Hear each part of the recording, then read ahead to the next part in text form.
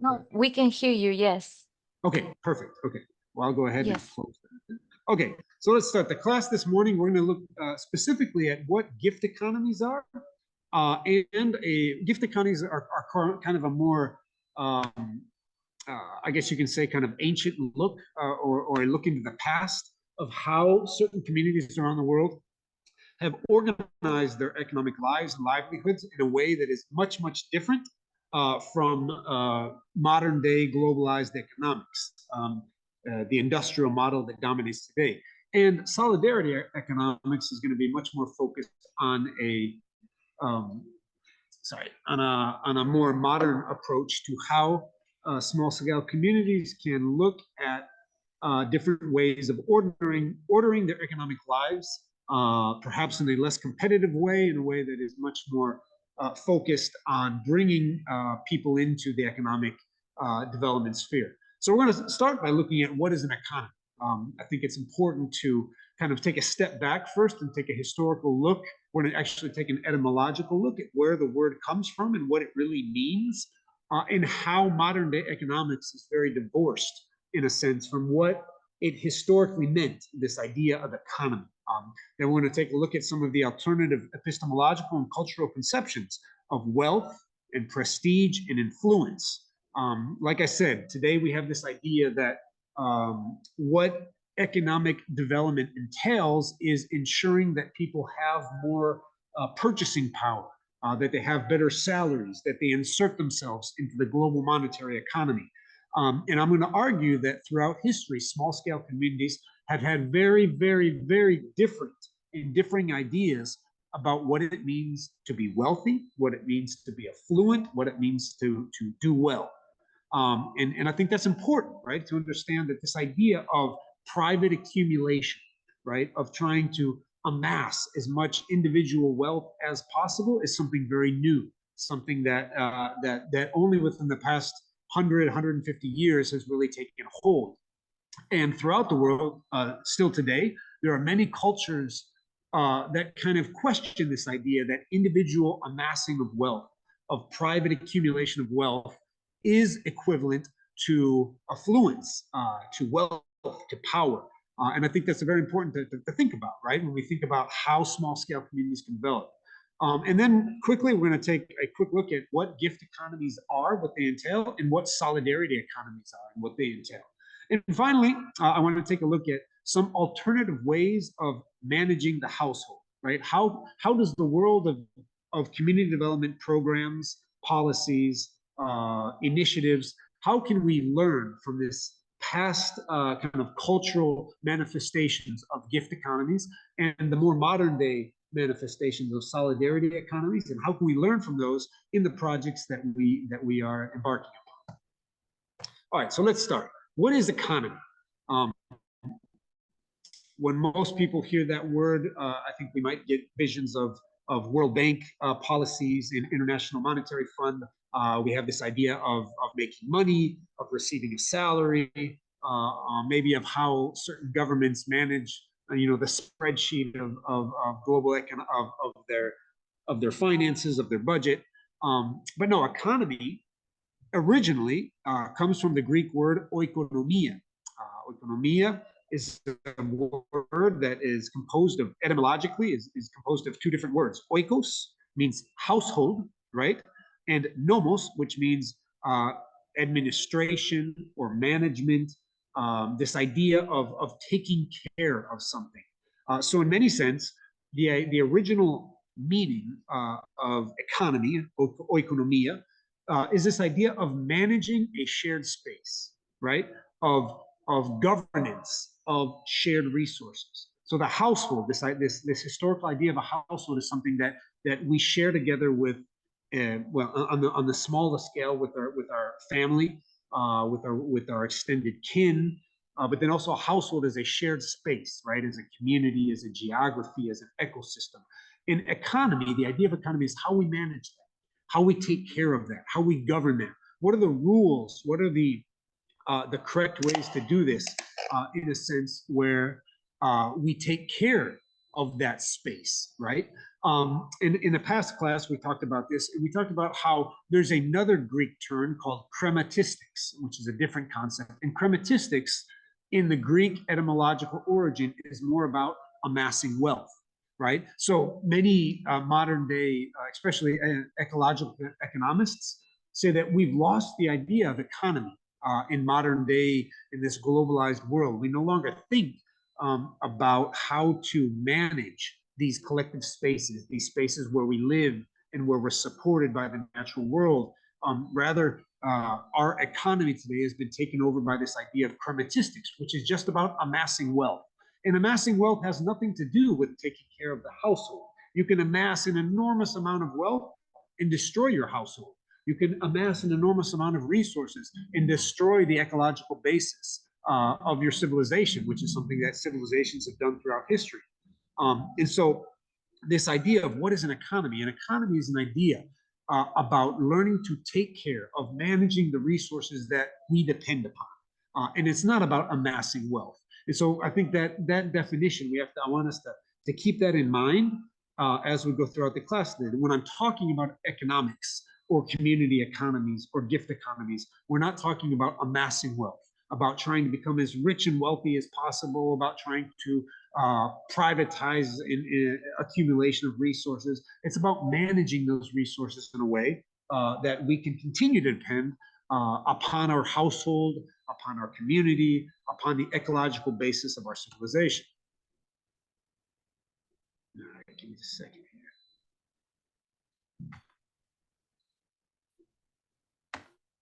Okay, again, so this is going back to this idea of chrematistics versus economics. Again, there's two different kinds of exchange and trade, right?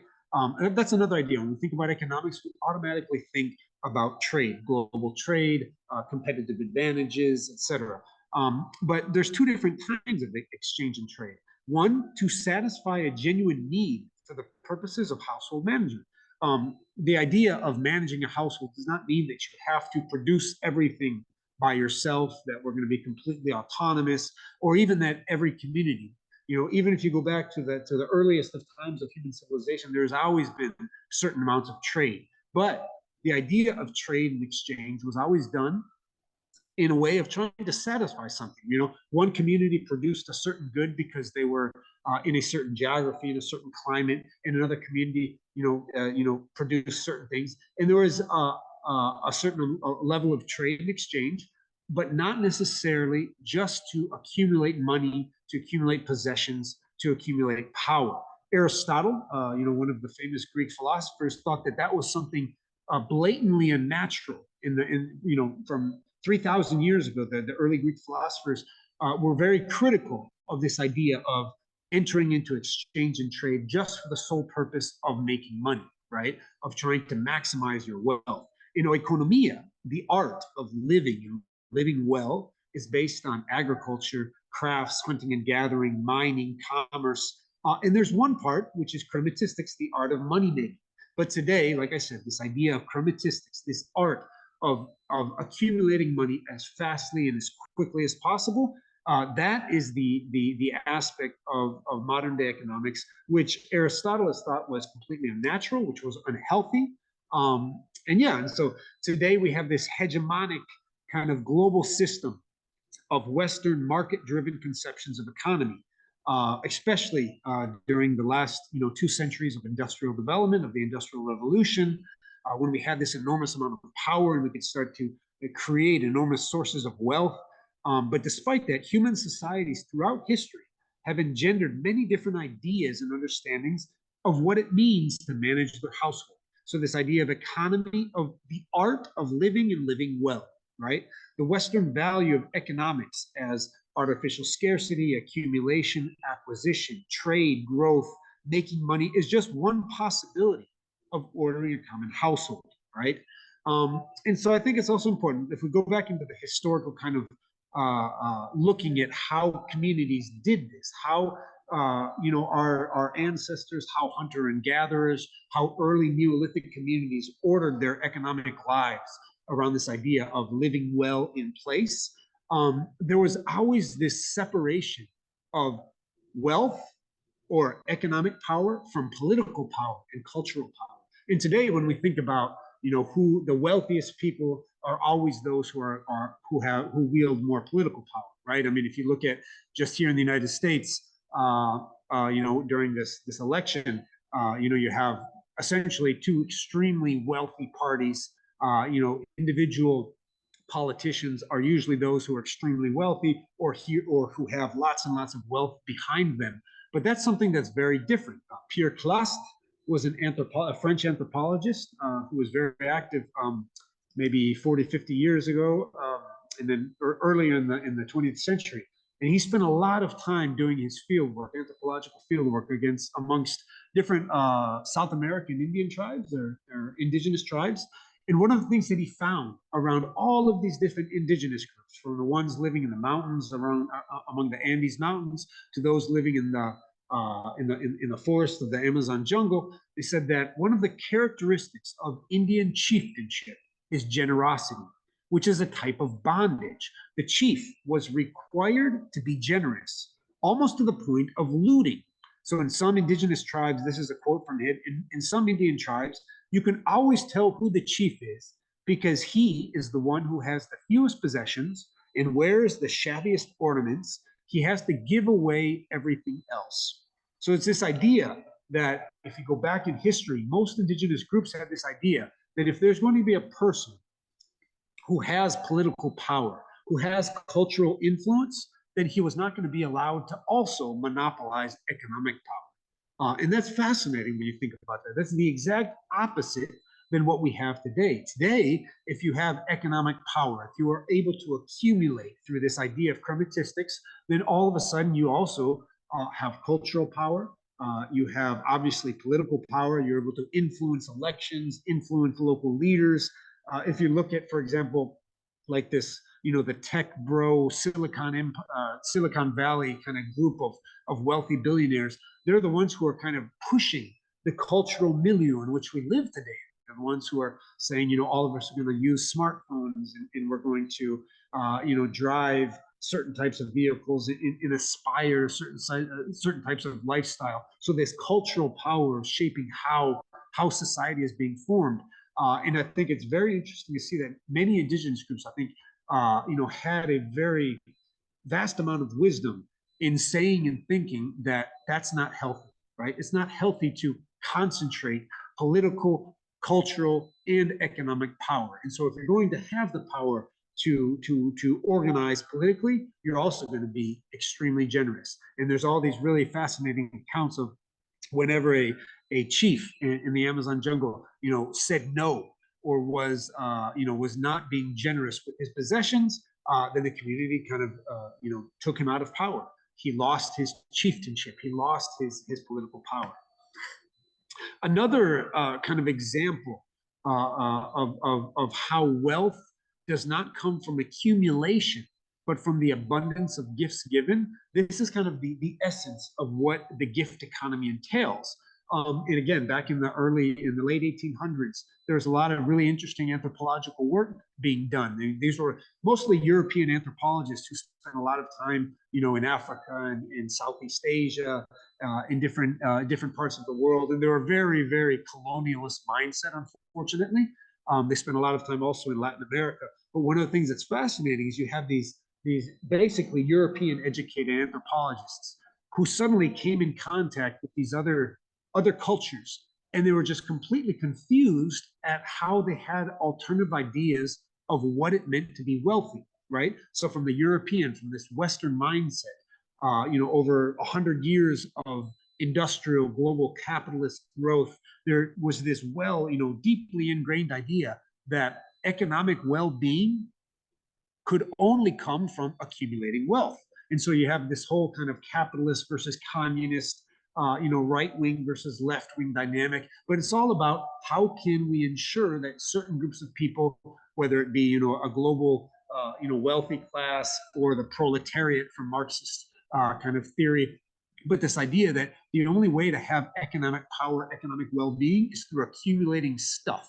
Right? This idea, again, of going back to this Greek conception of chromatistics. But then these anthropologists came across these completely these different cultures that had completely different ideas of what it meant to be wealthy, what it meant to be to live in abundance, right? And so there's this famous study of the Kula trade. There's an indigenous group called the Trobrianders in different islands of the South Pacific. So what today we think of as Tahiti and Fiji, but there's thousands of different islands. And what you would find was these groups, were exceptional sailors and they knew how to navigate the high seas. There's a lot of evidence that well before Christopher Columbus, supposedly founded the New World, the Pacific Islanders had already, landed on the coast of South America, that they had, gone across the entire Pacific Ocean. Um, but one of the things you see about these groups is that they would travel great distances over these dangerous seas in these tiny canoes to give what were considered very valuable objects. So all of these, different ornaments and seashells and certain precious metals, all of these symbols of wealth. And they would essentially travel enormous distances in dangerous conditions just to give them away. So they would go from one island to the next island and they would show up and they would say, here, we want to give you all of this jewelry, these special objects, all of these symbols of wealth. We just want to give them away without any guarantee of a return. And when these European anthropologists saw this, they're like, what are they doing? What is going on? Why do they have this? Why are they just giving things away? And slowly they came to understand that this cultural conception of wealth, the idea of what it meant to be wealthy, to be rich, to be well off, to live in abundance, did not come from the private accumulation of resources and assets, but from the expectation of reciprocity. So the idea of accumulating these valuable ornaments, essentially this money, right? These very valuable things wealth wasn't about securing them and storing them in a bank or storing them in a cave or just kind of having them in your house and having them build up. That was considered to be useless. What was considered to be wealthy was if you had those and you gave those away, because the more you gave them away, the more you could expect in return, right? And not necessarily that the island that you went to give these things was going to give you the exact same things back, and there was no expected timetable that they had to give them back to you within a month or within a year. But there was this idea of reciprocity. If you gave, you could expect something in return. If you gave now in a moment of wealth and abundance, when you were in need, when your community, when your island needed something, you could expect that another island community would be there to share with you. If you had let's say a bumper crop of taro root or plantains or coconuts or a huge harvest of fish, and you shared that with a neighboring island, then you knew that in a moment of need, when your coconut trees dried up or when your yams were not yielding, then you could expect that another neighboring island would share from their abundance. So the idea from wealth was about building up, was giving away as much as you could, so that in a moment of need you could expect reciprocity. So he who gives the most will be entitled to the most in the future, without any specific date or type of return. But this is a completely different idea of what wealth means, what economic well-being means. And there's all of these really fascinating examples throughout history of how different communities have different ideas of what wealth means. If we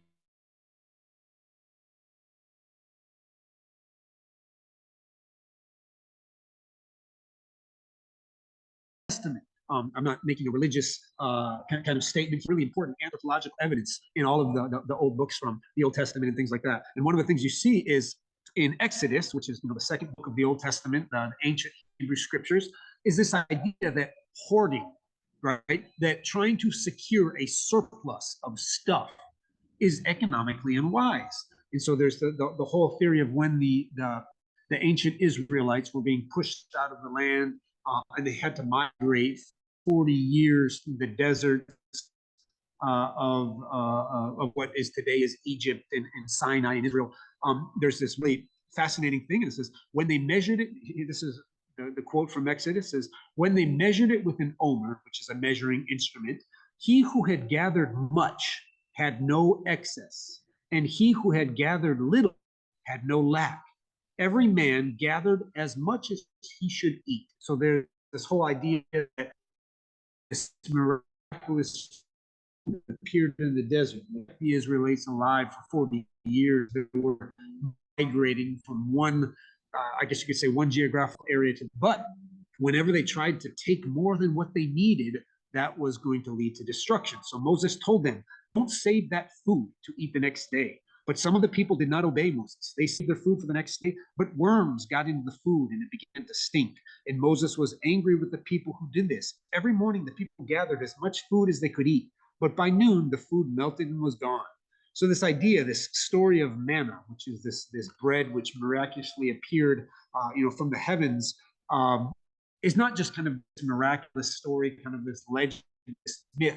There's a lot of really important economists and anthropologists who looked at this story and have seen that it's kind of this cultural myth that was used to tell people that hoarding is not economically wise, right? Trying to gather as much as you can just for your own good, just for your own well-being is something that's damaging to people, right? Instead of hoarding, instead of kind of greed and trying to accumulate as much as you can for private gain, this is this idea that capitalizes on this myth of scarcity, and that what you need to do is trust in the ability of Mother Nature to provide, the ability of the community to share.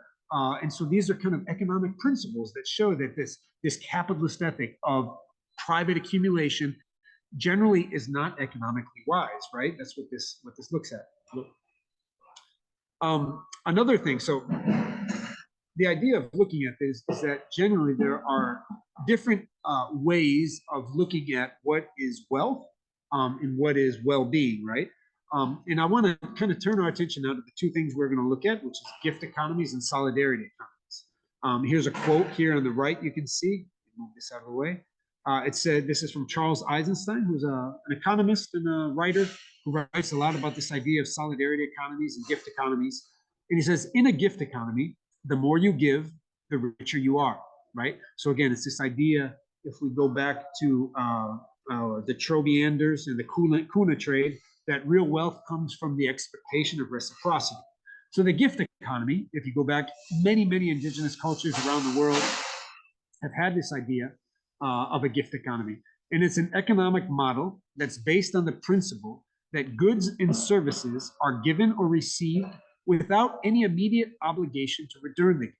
It's not necessarily this idea where a gift is kind of like a source of payment, right? That I give a gift and that I expect the next day to receive the same amount of gift. It's not necessarily that kind of legalistic in terms. If you give something, it's not that you expect somebody to give you the exact same amount in type within a certain time frame. It's not necessarily that, but there is a sense of obligation, a sense of reciprocity, a sense of having to return what is given.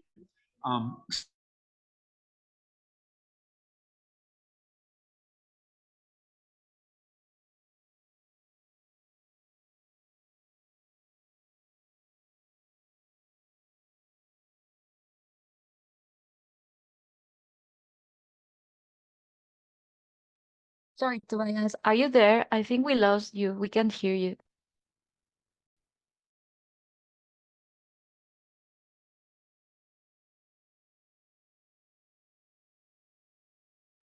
Yes, a few people are saying that there's problem with the audio. We lost you a few moments ago.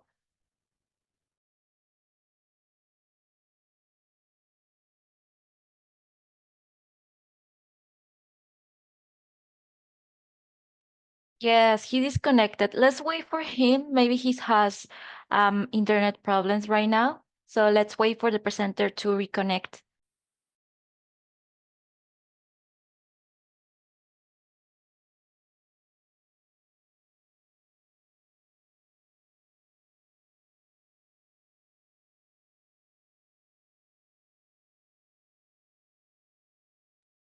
Seems like he's back.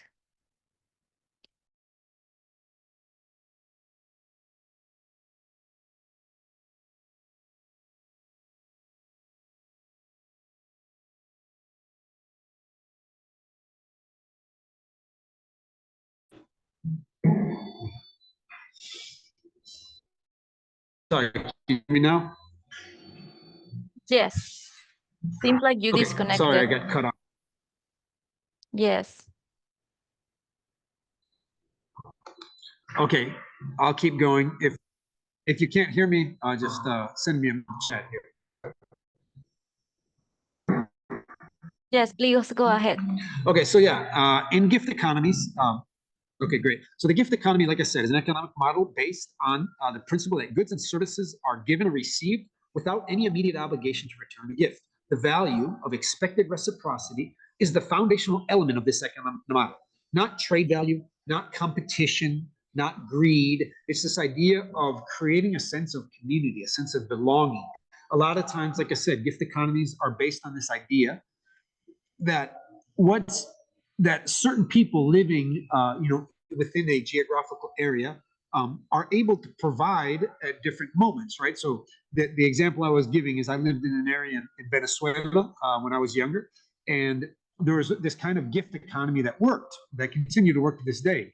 So there were people who lived in the valley. It was in this mountainous region, and the valleys had really, really thick soil, and they had lots and lots. It was perfect for growing potatoes, different types of tubers.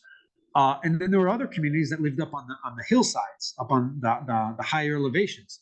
And those communities, were mostly survived by having sheep and goats and different types of livestock. And there was this gift economy thing where, several times a year during Catholic festivals, during important cultural events, the people in the valleys would go up and they would bring an enormous amounts of potatoes and other vegetables, and they would essentially give them for free to the people in the highlands. And then a couple months later, there'd be another big festival down in the valley, and all of the people from the highlands would go down into the valley with their animals, with the milk, with the wool that they had gotten from their sheep, and they would essentially give these for free to all of the friends and the families who lived in the valley. And it was this idea of reciprocity. Again, there was no price value. People weren't paying for anything, but it was this idea that by sharing, there was going to be an idea uh, of everybody benefiting, right? Because of the different, I guess you could say, almost competitive advantages. What was able to be produced in their region, right? And this is an example of how gift economies, have worked throughout time. This economic model of gift economies is very different from barter or market economies, where goods and services are explicitly exchanged for value received, something called negative reciprocity. So gift economies function under principles of generalized reciprocity, where goods and services are exchanged without keeping track of their exact value, but under the expectation that their value will balance out over time. So if we go back to the valley in Venezuela, that example, it's not necessarily that the people who lived in the valley, when the people up on the mountainsides came down with their milk and their cheese and their wool and their animals, there was no ledger, people writing down how much they gave. Or when the people in the valley went up to celebrate on the hillsides, nobody was saying how many pounds of potatoes they brought. It wasn't this exact kind of bartering.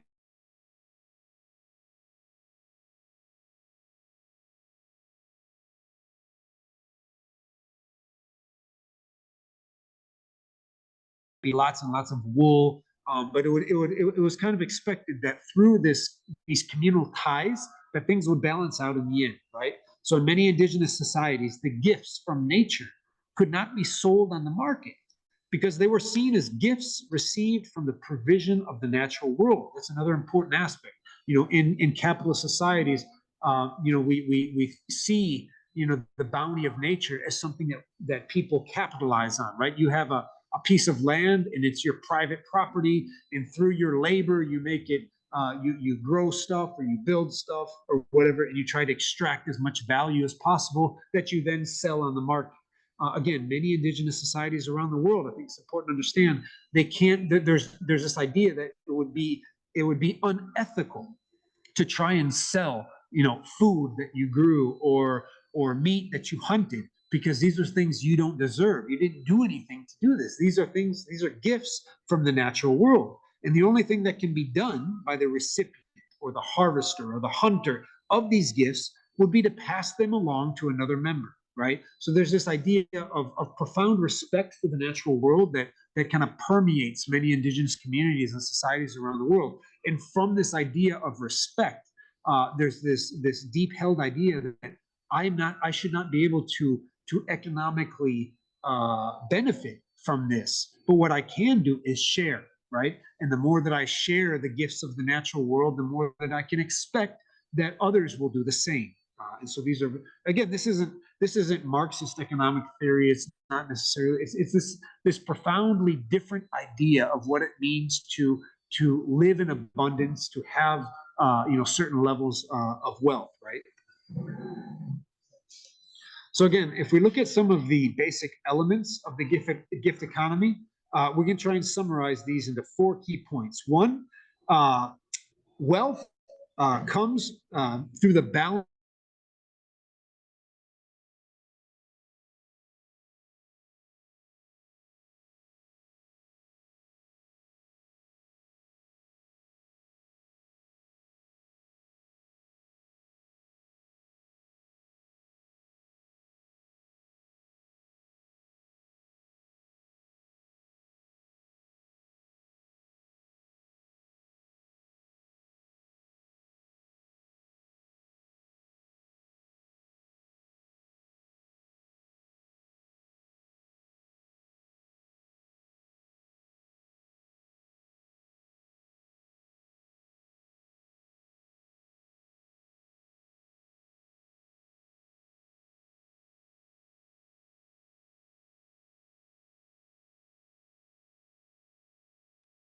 Sorry, guys. Seems like the presenter disconnected again.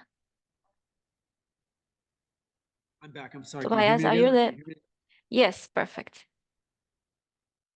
Okay, I'm sorry. My internet connection is failing this morning. So I'll go back to the 4 elements. The 4 elements of gift economies. The first element is balance by circulation, right? So it's not this idea that you have a strong state in tax policies. It's not that you have a strong state, whether it be communist or capitalist, but rather a sense of economic balance and equilibrium and fairness happens through circulating of gifts, right? It's by ensuring a sense of reciprocity. That's the first element of gift economies. The second element is mothering and need orientation.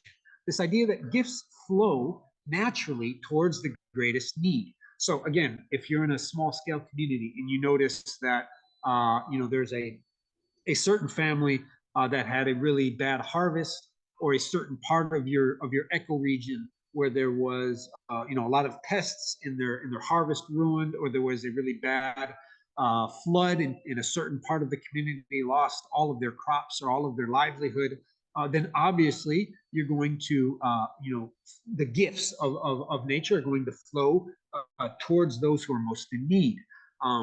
So this idea that it's not necessarily strict equality, right, where everybody receives the same. It depends on the context, and this ability to kind of respond to the context, to what is needed, etc. Right. So that's the second kind of element of gift economy, that this reciprocity is not on a strict equality, a strict kind of numbers based, but rather about on need orientation. Things go to where people need.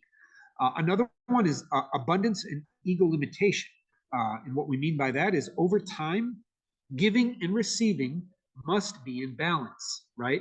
So it's this idea that there is no timetable on when certain gifts are going to be returned, right?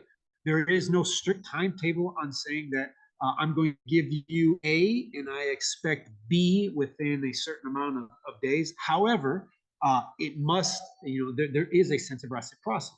And when certain members of the community no longer participate in this reciprocity, when a certain groups start to try and take advantage of this, what you see is that there is a risk of being excluded due to this, again, this idea of hoarding, this idea of private accumulation.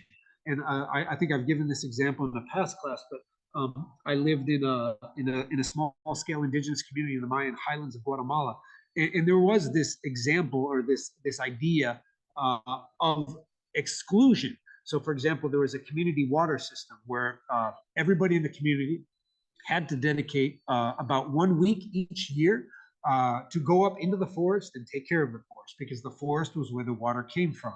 And if people, whether it was be, chopping down some of the old growth trees, or replanting areas, or whatever it was, or just making sure that nobody was illegally logging the forest. But everybody in the community had to participate, had to give their free labor for 1 week a year. And whenever somebody did not do that, the exclusion, people would, the community leaders would go and they essentially cut off their water supply, right? So there's idea, if there is not reciprocity, if there is not participation in this economic model of a gift economy, then you will be excluded through hoarding, through non-participation, whatever it might be. And lastly, the last kind of aspect of gift economies is interconnectivity and diversity. So the source of the gift should be acknowledged. And that stems a lot to, again, indigenous cosmovision, this idea that the earth is that which provides, and we can only gift what we receive from the earth.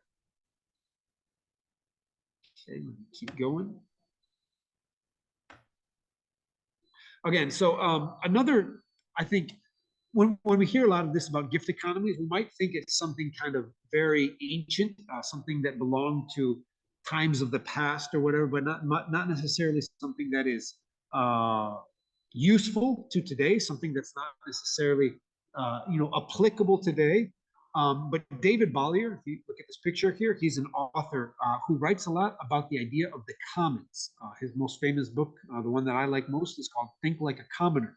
And David Bollier, what he says is that gift economies are essentially about managing the commons. And the commons, he says, are these resources that are not state-owned, but they're also not privately owned. It's this space between left and right? Between government resources, government policies, and individual accumulation. So between the individual and the state exists the community, exist common resources, things we depend upon and we use together, right?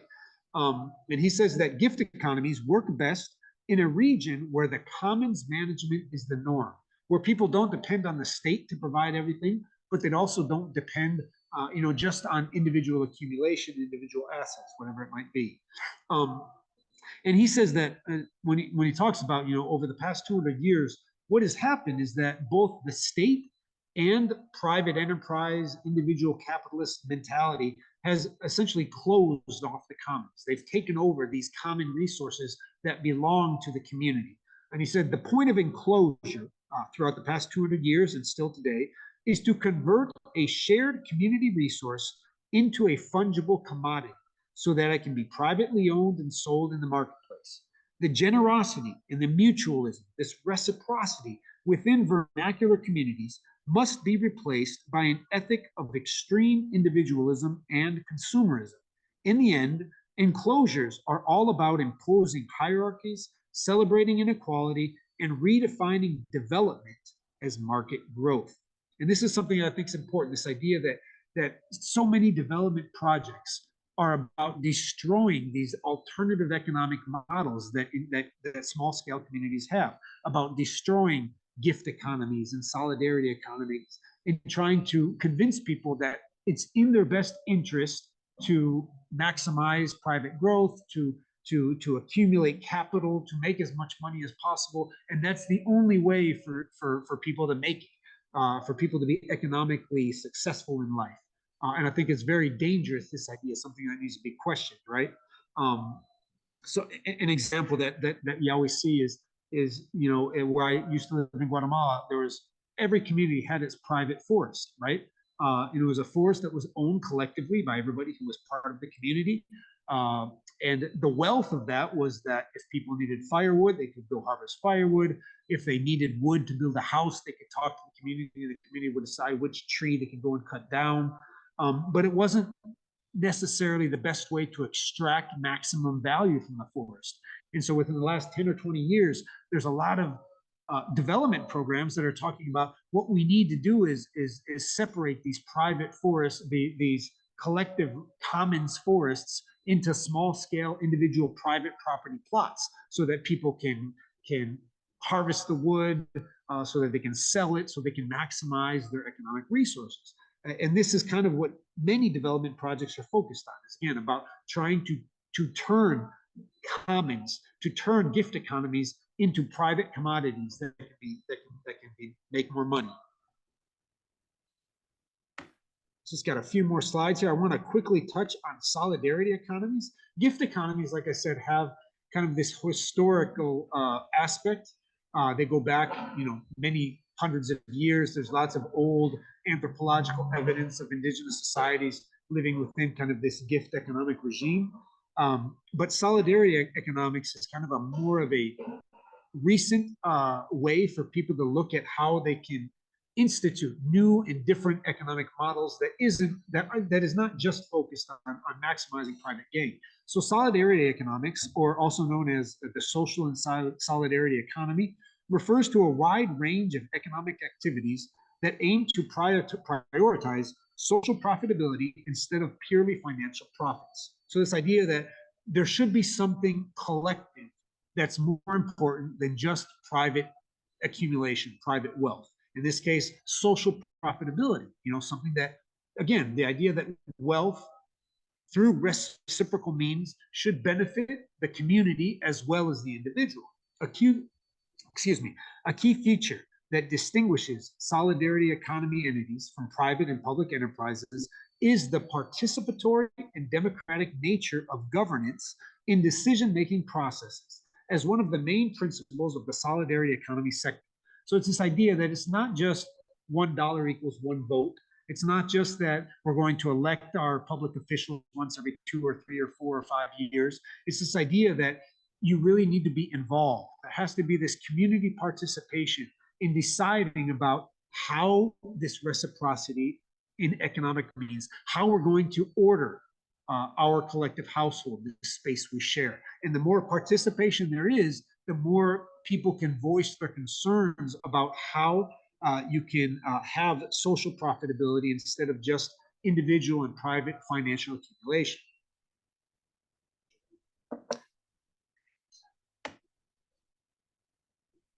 Oops, sorry. And solidarity economics generally has 6 different principles, and I'm going to outline those real quick. The first one is the principle of equity. So this introduces an ethical or justice principle in equality. It is a value that recognizes all people as subjects of equal dignity and protects their right not to be subjected to relationships based on domination. Another principle is the principle of work.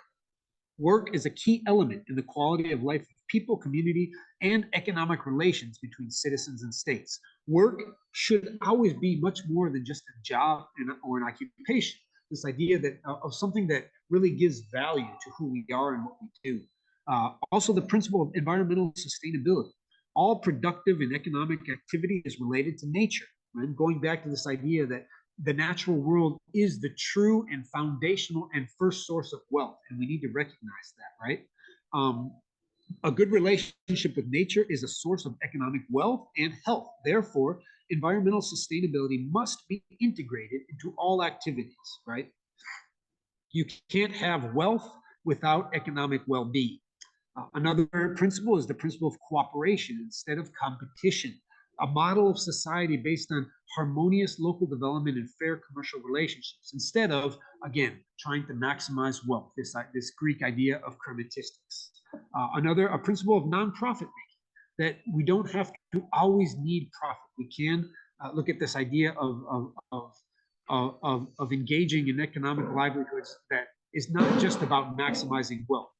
The economic model to be pursued is aimed at the integral, collective, and individual development of people, and as a means, the efficient management of economically viable, sustainable, and profitable projects whose benefits are reinvested and redistributed, right? Again, within modern day economics, the idea is let's just make as much wealth as possible and let it accumulate. The whole trickle-down economic theory that was pushed throughout the 70s and 80s and 90s in Africa and Latin America and Asia, this idea that just open up your national economies and let direct foreign investment try to make as much money as possible, and then that money is going to trickle down.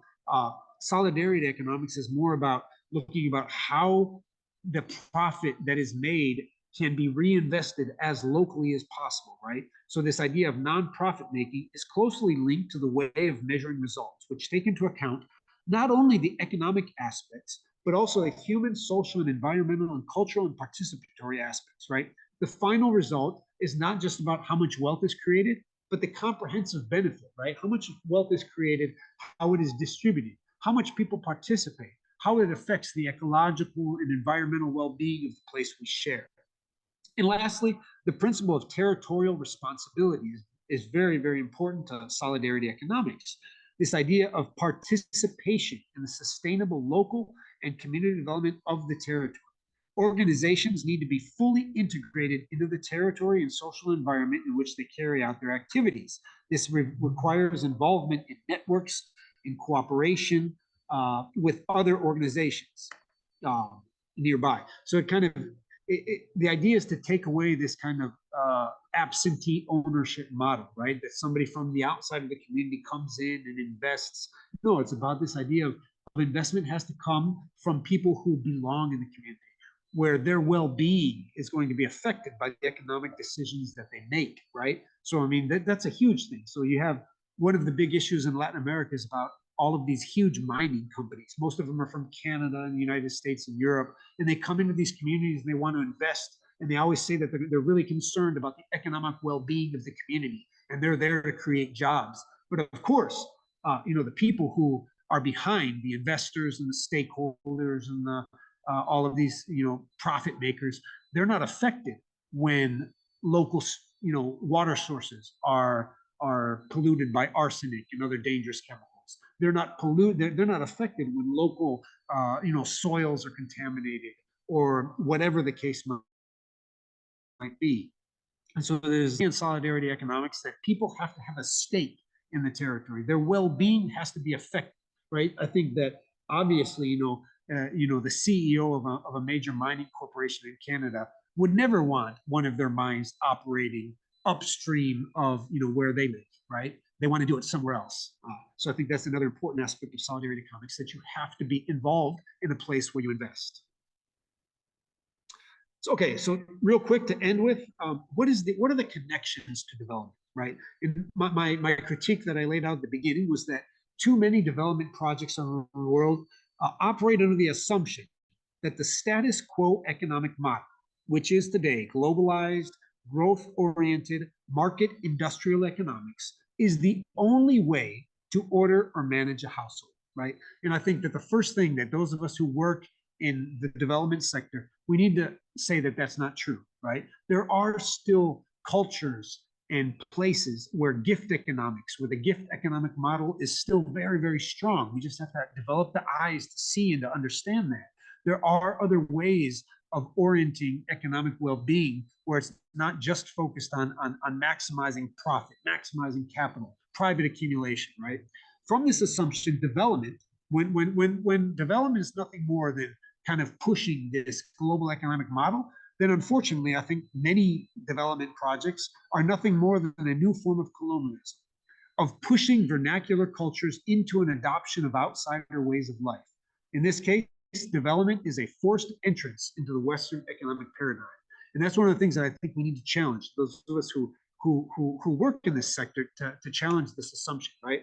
Good development projects, on the other hand, are those that challenge the